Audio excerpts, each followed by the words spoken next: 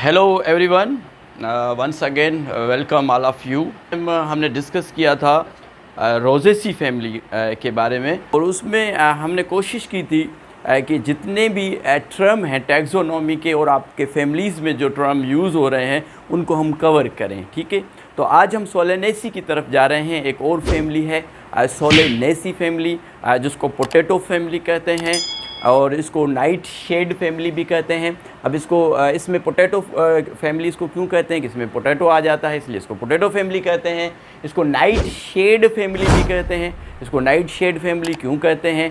क्योंकि ये इसके जो प्लांट्स हैं वो शेडी प्लेसेस में मिलते हैं और इनके जो फ्लावर्स हैं वो नाइट में मैच्योर होते हैं, इसलिए इसको जो है नाइट शेड जो है फैमिली कहते हैं। और सोलेनेसी फैमिली के बारे में आज हम डिस्कस करेंगे। अगर सोलेनेसी फैमिली को वर्ल्ड लेवल पे देखा जाए तो इसकी जो जीनस है, जो जनीरा है वो 19 है और जो स्पीशीज़ है वो 2000 स्पीशीज़ है। अगर हम वर्ल्ड लेवल पे बात करें, अगर थ्रू आउट द पाकिस्तान हम देखें कि पाकिस्तान में कितनी रिपोर्टेड की गई हैं जनीरा, तो 52 जनीरा रिपोर्ट की गई हैं पाकिस्तान से, और जो स्पीशीज़ हैं वो भी 52 स्पीशीज़ जो है रिपोर्टेड हैं फ्रॉम पाकिस्तान। अगर इसकी इन्फ्लोरेंसेस की बात करेंगे, इसकी अगर इन्फ्लोरेंसेस देखेंगे तो इन्फ्लोरेंसेस है एक्सिलरी साइम। अब साइमोज तो हमने पढ़ा था, मैंने आपको बताया था कि जो साइमोज है, साइमोज में जो अपर फ्लावर होते हैं वो ओल्डर होते हैं और जो लोअर फ्लावर होते हैं वो यंगर होते हैं। अब यहाँ पे वर्ड आ रहा है एक्सिलरी।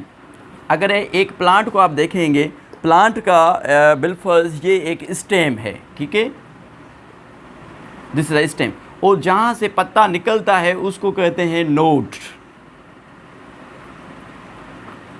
जहाँ से पत्ता निकलता है इसको कहते हैं node, this is a node, ठीक है। And this position is a axile, this position is a axile. तो ये जो इन्फ्लोरेंसेस है, इन्फ्लोरेंसेस मीन्स के ग्रुप ऑफ फ्लावर, तो ये आपको मिलेगी स्टेम और पत्ते के बीच में। तो अगर यहाँ पे आपको मिलेगी क्या इन्फ्लोरेंसेस, तो इसको हम कहेंगे एक्सिलरी साइम होगी। साइम मगर पोजीशन क्या है, एक्साइल पोजीशन पे है, जहाँ से लीव्स निकलता है उसके स्टेम और उसके बीच में जो पोजीशन है उसको एक्साइल पोजीशन कहते हैं। तो इसको हम कहते हैं एक्सिलरी साइम। तो इसमें सोलेनेसी में जो इन्फ्लोरेंसेस है वो क्या है, एक्सिलरी साइम। उसके बाद हम आते हैं फ्लावर पे कि इसका फ्लावर, अगर इसके फ्लावर की हम बात करेंगे तो इसका फ्लावर जाइगोमॉर्फिक है। लास्ट टाइम हमने फ्लावर पढ़ा था कि फ्लावर आपको एक्टिनोमॉर्फिक नज़र आया था, कि फ्लावर को जो रोज़ फ्लावर था उसको अगर हम किसी भी एक एक्सिस में से, सेंटर में से, हम एक्सिस में से हम डिफरेंट पार्ट्स में से, डिफरेंट प्लेन में से, बहुत सारे प्लेन में से अगर काट रहे थे तो उसके इक्वल पार्ट्स, आइडेंटिकल पार्ट्स हमें मिल रहे थे, तो हमने कहा था कि वो एक्टिनोमॉर्फिक है। मगर जो जाइगोमॉर्फिक है इसको एक वन प्लेन में काटेंगे और दो जो इक्वल पार्ट हम मिलेंगे तो इसको हम कहेंगे जाइगोमॉर्फिक। ये कंडीशंस दो होती है फ्लावर की, एक एक्टिनोमॉर्फिक होता है और एक जाइगोमॉर्फिक होता है। उसके बाद है फ्लावर इज ब्रैक्टिएट। अब फ्लावर इज ब्रैक्टिएट्स मीन्स के फ्लावर में ब्रैक्ट्स मौजूद हैं। ब्रैक्ट्स क्या हैं? अब देखें कि जो फ्लावर है, फ्लावर का ये पेडिसल है, ठीक है, स्टाक ऑफ फ्लावर। लालू कह रहा है कि स्टाक ऑफ फ्लावर भी बताओ, साईं बताएं अगर, ठीक है, स्टाक ऑफ फ्लावर, ठीक है, इसको पेडिसल कहेंगे, ठीक है। और समझ लें कि ये जो है कैलेक्स है, ये क्रोला है, और उसके बाद ये एंड्रोशियम है और ये गाइनेशियम है। यहाँ पे एक लीफ लाइक स्ट्रक्चर मौजूद होता है, छोटा सा पत्ता मौजूद होता है, लीफ लाइक स्ट्रक्चर मौजूद होता है, इसको कहते हैं ब्रैक्ट। ट्रिनी ग्रोथ, जिसको लालू ट्रिनी कह रहा है, टाइनी कहें या ट्रिनी कहें, ठीक है, ट्रिनी छोटा सा पत्ता यहाँ पे मौजूद होता है, इसको कहते हैं ब्रैक्ट्स। तो इस फैमिली का फ्लावर जहाँ पे स्टॉक लगा होता है वहाँ पे एक छोटा सा पत्ता भी मौजूद होता है। अब यहाँ प्लांट्स है नहीं तो मैं आपको फिजिकली भी दिखा देता कि ब्रैक्ट्स क्या है। अगर ब्रैक्ट्स मौजूद होंगे फ्लावर में तो इस फ्लावर को हम क्या कहेंगे, फ्लावर इज ब्रैक्टिएट्स। अच्छा, ई ब्रैक्टिएट्स कुछ ऐसे भी प्लांट्स हैं जिनके फ्लावर में ब्रैक्ट्स मौजूद नहीं है। जब ब्रैक्ट्स मौजूद नहीं होगा तो flower is ebracteates. Ebracteates means without bracts, कि ब्रैक्ट्स इसमें मौजूद नहीं है। ब्रैक्ट्स आपको पता है कि क्या हो गया। अब देखें कि ये फ्लावर हाइपोगाइनस, ये फ्लावर क्या है, हाइपोगाइनस है। हाइपोगाइनस में क्या होता है, ओवरी सुपीरियर होगी, बाकी जो पार्ट हैं वो नीचे होंगे। मैंने आपको बताया था कि हाइपोगाइनस क्या होता है लास्ट टाइम। ओवरी की पोजीशन हाइपोगाइनस होती है, पेरीगाइनस होती है और इपीगाइनस होती है। अगर एक आप रिसेप्टिकल या थैलमस जिसको हम कह रहे हैं उसको देखेंगे तो इसमें क्या होगी कि ओवरी जो है ओवरी सुपीरियर होगी। ओवरी क्या होगी, ये ओवरी है, this one is the ovary, this is the extension portion, ovary style and this is a stigma. ठीक है, तो आप देखें कि ये क्या है, रिसेप्टिकल है या थालमस है, ओवरी ऊपर होगी और ये कैलेक्स, ये कोरोला और this one is androecium. Calyx, corolla और androecium and this one is gynoecium and this is a ovary. तो देखें कि बाकी पार्ट्स नीचे हैं और ओवरी ऊपर है। जब ये कंडीशन होगी तो इसको हम क्या कहेंगे, हाइपोगाइनस, कि ओवरी इसमें सुपीरियर होगी, बाकी पार्ट्स इसमें नीचे होंगे। आगे हम चलते हैं। अब हम देखेंगे कि जो इसके कैलेक्स हैं, कैलेक्स की पोजीशन क्या है। कैलेक्स को अगर देखेंगे तो 5 कैलेक्स हैं और कैलेक्स आपस में जुड़े हुए हैं, यूनाइटेड है, और इसका एक जो यूनिक कैरेक्टर है वो है परसिस्टेंट। ठीक है, अब इसमें कैलेक्स देखेंगे। अब मैं जब फिगर बनाऊंगा तो आपको ये सारे कैरेक्टर फिगर में मैं बताऊंगा किस तरीके से। कैलेक्स 5 आपस में जुड़े हुए हैं। जब भी हम फ्लावर को देखेंगे तो फ्लावर को हम पेडिसिल की तरफ से देखेंगे। पेडिसिल की तरफ से जो फर्स्ट पोर्शन होगा वो कैलेक्स होगा। ठीक है, जिसको हम सेपिल भी कह रहे हैं। तो इस पे जो क्या है, गेमोसेपलस है। गेमो मीन्स यूनाइटेड, इसमें सेपिल्स जो है आपस में जुड़े हुए हैं। तो जब सेपिल्स आपस में जुड़े हुए होंगे तो उसको हम ब्रैकेट में लिखेंगे, और कितने हैं, 5 हैं। ठीक है, और इसका एक जो करेक्टर है ये कि परसिस्टेंस में क्या होता है कि जब ओवरी से फ्रूट बन जाता है, परसिस्टेंट में क्या होता है कि समझ लें कि एक ये फ्रूट है, तो परसिस्टेंट में कैलेक्स जो है वो रिमूव नहीं होते। परसिस्ट का मतलब है कि कैलेक्स वहीं पे रह जाते हैं, परसिस्ट कर जाते हैं, रिमूव नहीं होते। और आप अगर देखेंगे, बैंगन को आपने देखा होगा, मिर्च को आपने देखा होगा, टमाटो को आपने देखा होगा कि उसमें कैलेक्स जुड़े हुए होते हैं। अगर बिलफर्ज ये एक टमाटो है, बेसुरा सा टमाटो बन गया है, तो इसमें आप देखेंगे कि यहाँ पे जो लीफ लाइक स्ट्रक्चर हैं, क्या, कैलेक्स जो कि रह जाते हैं, इसको कहते हैं क्या, परसिस्टेंट।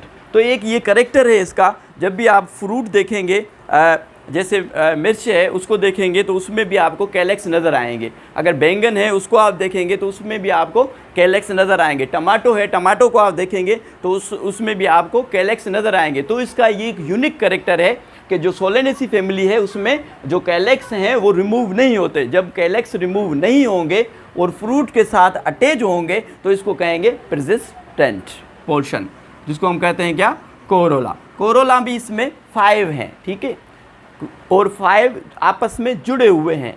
और इसमें अगर हम देखेंगे एस्टिवेशन, अगर इसकी देखेंगे तो एस्टिवेशन इसकी रोटेट है, मीन्स के व्हील लाइक स्ट्रक्चर है। इनकी अरेंजमेंट व्हील लाइक स्ट्रक्चर है। जब व्हील लाइक स्ट्रक्चर इनकी अरेंजमेंट होगी तो उसको हम क्या कहेंगे, रोटेट कहेंगे। सही है। और क्या है, इनफंडी ब्यूलिफॉर्म, मीन्स के फ्लॉक्स शेप है। इनकी अगर शेप देखेंगे तो फनल शेप, जैसे किडनी में कीफ लाइक स्ट्रक्चर, इनकी जो स्ट्रक्चर है क्या है, कीफ लाइक स्ट्रक्चर है, ट्यूबुलर फॉर्म है। अच्छा, उसके बाद हम देखेंगे एंड्रोशियम को। एंड्रोशियम भी इसमें 5 है। जब 5 कैलेक्स 5 होंगे, क्रोला 5 होंगे, एंड्रोशियम भी 5 होंगे, तो इस टर्म को हम कहेंगे कि ये क्या है, पेंटामेरस है। 5 क्या है, 5 कैलेक्स है, 5 क्रोला है, 5 एंड्रोशियम हो गए, तो हम इस टर्म को हम कहेंगे पेंटामेरस। तो सोलेनेसी में पेंटामेरस भी एक कैरेक्टर आता है। अच्छा, तो अगर एंड्रोशियम की बात करेंगे जो कि मेल पार्ट है फ्लावर का, और मेल पार्ट को हम स्टेमिन भी कहते हैं, इसमें 5 हैं और पॉलीएंड्रस है। अब देखिए यहाँ पे जो वर्ड पॉली यूज़ हो रहा है, यहाँ वैसे तो आपने पढ़ा होगा कि पॉली मीन्स मेनी, मगर यहाँ पे पॉली की माना होगी poly means free, poly means free. यहाँ पे यूनाइट भी हो सकते हैं, यहाँ पे जुड़े हुए हैं, ठीक है, मगर ये फ्री भी हो सकते हैं, तो पॉलीएंड्रस भी हो सकते हैं। देखिए हम यहाँ पे किसी भी एक प्लांट की हम बात नहीं कर रहे कि सोलेनम निग्रम की बात कर रहे हैं या सोलेनम ट्यूबरसम की बात कर रहे हैं, ठीक है, या कैप्सम की बात कर रहे हैं, किसी की नहीं, हम जनरल सोलेनेसी फैमिली की बात कर रहे हैं। तो ये करेक्टर किसी भी प्लांट में हो सकते हैं जो कि सोलेनेसी का होगा। तो पॉलीएंड्रस की यहाँ पे मीनिंग होगी कि एंड्रोशियम फ्री हैं, आपस में जुड़े हुए नहीं हैं। जब भी जुड़े हुए एंड्रोशियम नहीं होंगे, स्टेमिन आपस में जुड़े हुए नहीं होंगे, चाहे वो फिलामेंट से चाहे वो एंथर से, कहीं से भी वो जुड़े हुए नहीं हैं, वो आज़ाद हैं, तो हम क्या वर्ड यूज़ करेंगे, पॉलीएंड्रस। एक और नया टर्म इसमें आ रहा है इपीपेटलस। इपीपेटलस में क्या होगा, ये फिटल्स, ठीक है, कोरोला, सही है, कोरोला और एंड्रोशियम आपस में जुड़े होंगे, तब हम जो है टर्म यूज़ करेंगे क्या, इपीपेटलस, सही है। ऐसे होगा कि ये एंड्रोशियम है और ये कोरोला है, तो कोरोला और एंड्रोशियम आपस में जुड़े होंगे। जब आप इसका फ्लोरल फार्मूला देखेंगे तब आपको ऊपर ये लकी नज़र आएगी, तो इसको हम क्या कहेंगे, इपीपेटलस, के जो कोरोला है वो एंड्रोशियम के साथ कनेक्ट है, एंड्रोशियम के साथ जुड़ा हुआ है, तभी हम इसको कहेंगे क्या, इपीपेटलस। उसके बाद हम आते हैं गायनोशियम। गायनोशियम इसमें बाय कार्पेलरी है, मीन्स कि इसमें 2 कार्पेल हैं, ठीक है, इसमें कितने कार्पेल हैं, 2 कार्पेल हैं, ठीक है। और सिन कार्पस है, सिन की माना यहाँ पे होगी, जिसको आप साइन भी पढ़ते हैं, सिन भी पढ़ते हैं, सिन मीन्स फ्यूज्ड, सिन की माना क्या होगी, फ्यूज, कि दोनों कार्पेल यहाँ पे जुड़े होंगे। ये एक कार्पेल हो गया, ओवरी को मैं फोकस कर रहा हूँ, दोनों ओवरीज आपस में जुड़ी होंगी, ठीक है। 2 कार्पेल है, बाय कार्पेलरी है, और कार्पेल आपस में फ्यूज है, तभी वर्ड हम यूज़ कर रहे हैं सिन। सिन कार्पस के कार्पेल जो है आपस में जुड़े हुए हैं, ठीक है। इनकी जो अरेंजमेंट है मैं फिगर में बताऊंगा कि ऑब्लिक्यूलर अरेंजमेंट है, नहीं ना ये पैरेलल हैं और न ही ये परपेंडिकुलर हैं, ठीक है। इस पोजीशन इसकी मैं फिगर में आपको बताऊंगा कि जो ओवरी की पोजीशन है किस तरह के, तो ये एक एंट्री टेस्ट में आ भी सकता है कि जो ओवरी की पोजीशन ऑब्लिक्यूली जो पोजीशन है ओवरी की, वो किस फैमिली में आती है। तो ये ज़हन नशीन आप कर लेना कि जो ऑब्लिक्यूली जो प्लेसमेंट है ओवरी की, वो सोलेनेसी में होती है। किस तरीके से ऑब्लिक्यूली जो इसकी पोजीशन होती है, जब मैं फिगर ड्रा करूंगा तो मैं आपको बताऊंगा कि ओवरी किस तरीके से जो ना तो वो परपेंडिकुलर है और ना ही वो पैरेलल है, ठीक है। इस तरीके से आड़ी जो है इसकी ओवरी होगी प्लेस्ड किसके अंदर, जो फीमेल पोर्शन है उसके अंदर, ठीक है। अच्छा, इसमें लोक्यूलर, यहाँ तो बाय मीन्स बाय वर्ड की माना होगी 2, टेट्रा की माना होगी 4। ये आपने केमिस्ट्री में पढ़ा होगा, मोनो, डाई, ट्राई, टेट्रा, पेंटा, हेक्सा, हेप्टा, ओक्टा, नोना, डेका, ये आपने पढ़े होंगे टर्म आपने उसमें केमिस्ट्री में, ठीक है। तो यहाँ पे बाय मीन्स 2, डाई मीन्स 2, ठीक है, बाय डाई दोनों की माना होगी 2।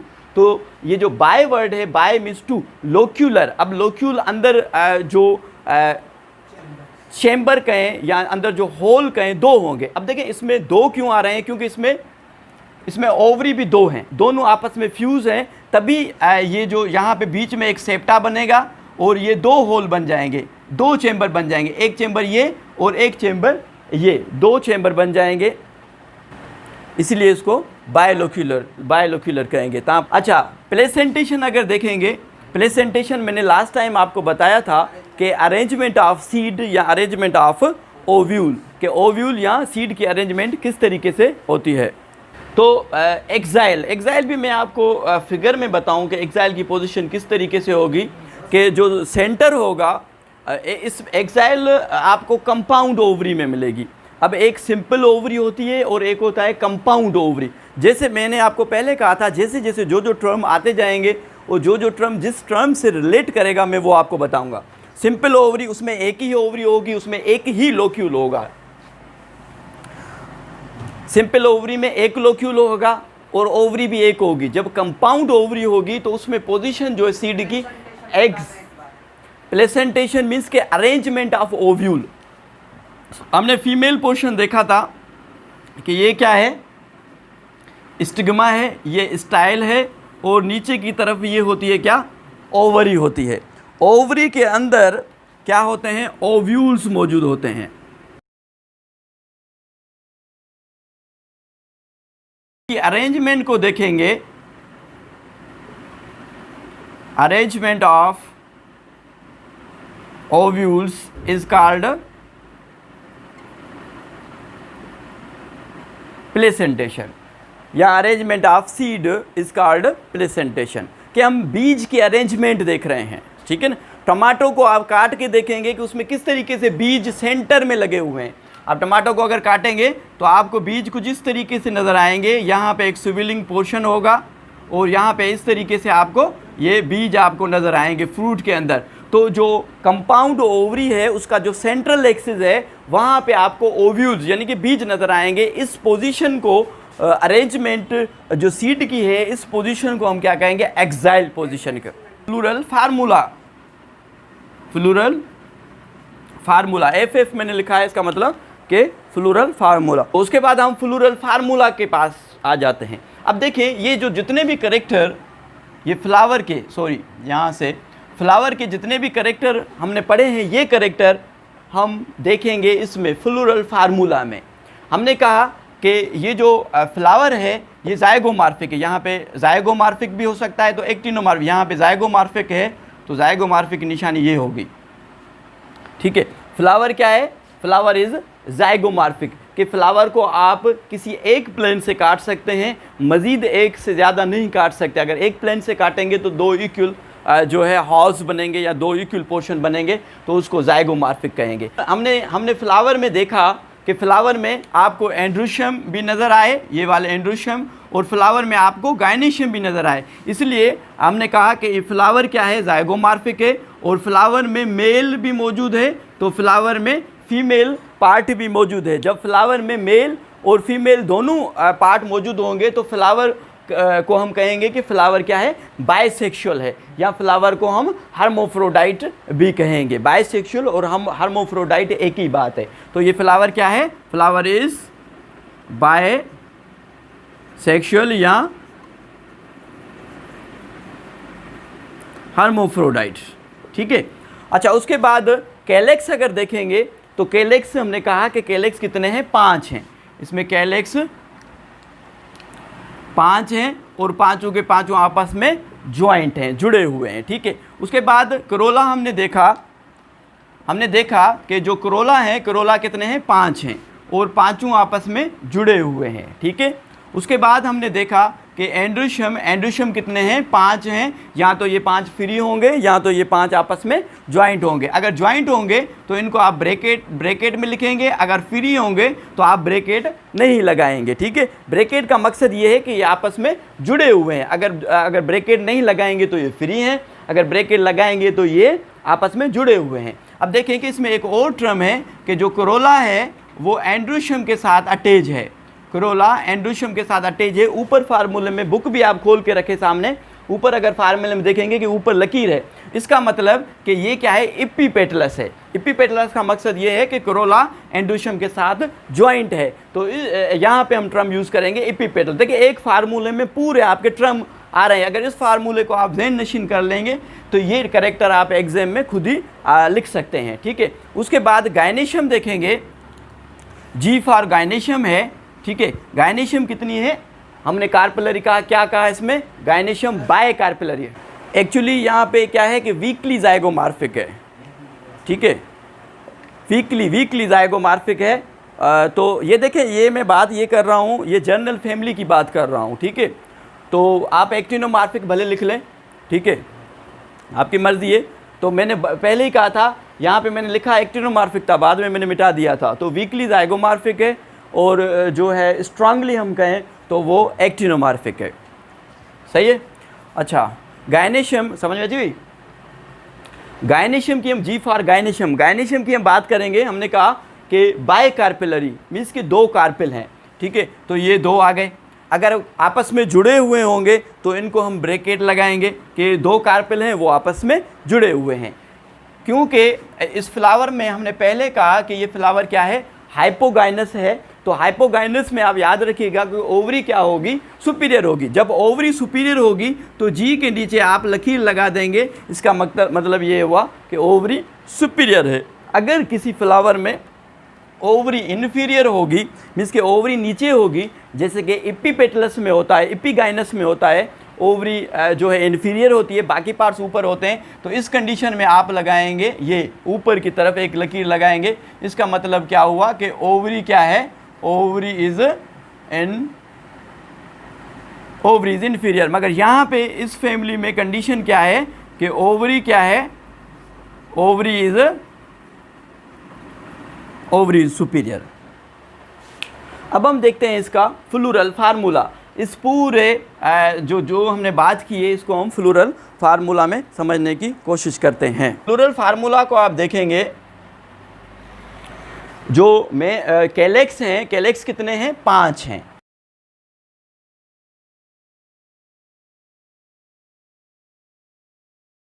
अब आप कैलेक्स अगर गिनेंगे तो कैलेक्स कितने हैं, के फॉर कैलेक्स 1 2 3 4 5, और पांचों आपस में जुड़े हुए हैं। अगर जुड़े हुए हैं तो आप ऐसे यू यहाँ पे लगा दें, इसका मतलब कि ये आपस में जुड़े हुए हैं। सही है, कैलेक्स 5 हैं और पांचों आपस में जुड़े हुए हैं। अब देखें कि जो करोला है वो भी 5 हैं, मगर इसमें एक और फ्लावर है नहीं यहाँ पे मौजूद, तो मैं आपको फ्लावर में भी दिखा देता कि जो कैलेक्स और करोला हैं ये एक दूसरे के अल्टरनेट हैं। किस तरीके से,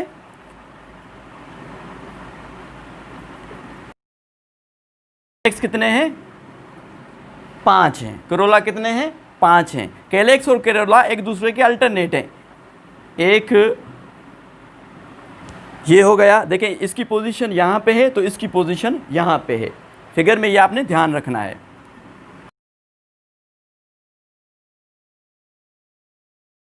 पोजीशन अगर देखेंगे तो इनकी पोजीशन क्या है, इनकी पोजीशन आपको अल्टरनेट मिलेगी। टाइम बताएं ज़्यादा, बस 1 मिनट, ठीक है। तो ये भी आपस में जुड़े हुए हैं, तो इनको भी आप आपस में जोड़ दें इस तरीके से, इस तरीके से, इस तरीके से। तो जो करोला हैं वो कितने हैं, वो भी 5 हैं, 1 2 3 4 5, और पांचों आपस में जुड़े हुए हैं, ठीक है। और एंड्रोशियम की पोजीशन क्या है, एंड्रोशियम भी 5 हैं। अब एंड्रोशियम को अगर आप देखेंगे तो एंड्रोशियम एक और एंड्रोशियम में करेक्टर है एपिपेटलस।